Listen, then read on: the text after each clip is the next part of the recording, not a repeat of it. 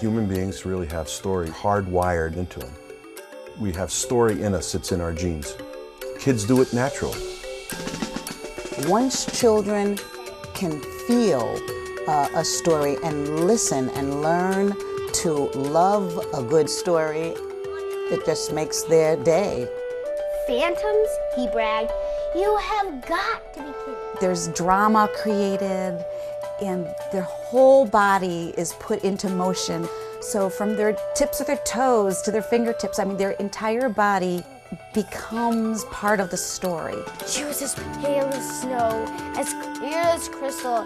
She looked him right in the eyes. Each year, every time I work with children telling stories, I'm just amazed at the success that I see. The ability to observe people, see how your language is affecting them, to modify what you're doing, makes the storytelling experience to be an invaluable one.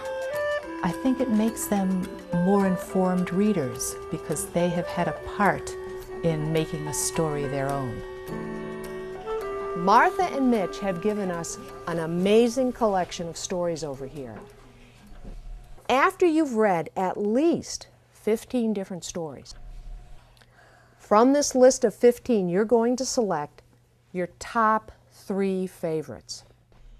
Students have to have a great selection of stories because the story that they pick has to be one that they really, really enjoy. Because every student wants to have a story that they just love to tell. Do you remember that? No kidding. This is the one. It's very important that every student feels successful. And so you want to have a real variety of stories. You want to have some that are very simple and short. And then you want to have some that are much more complicated. You want to have some that are scary, some that are purely for entertainment. And of course you want to have some in there that are more poignant, that teach lessons. Those stories that explain something about the world. For hundreds and hundreds of years, a folktale has been passed from one person to another.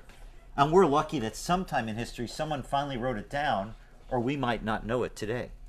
Now when that story was told a long time ago from one person to another, was it the same every time? No, not at all. We try to impress upon the students right from the beginning that they are not supposed to tell the stories as it is written down on the page.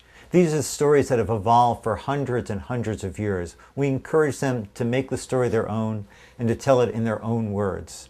Now your job is going to be to look at your story that you've selected and then make a series of pictures to remind you of the important parts. It's meant to be simple to remind you of the things that happen in the story.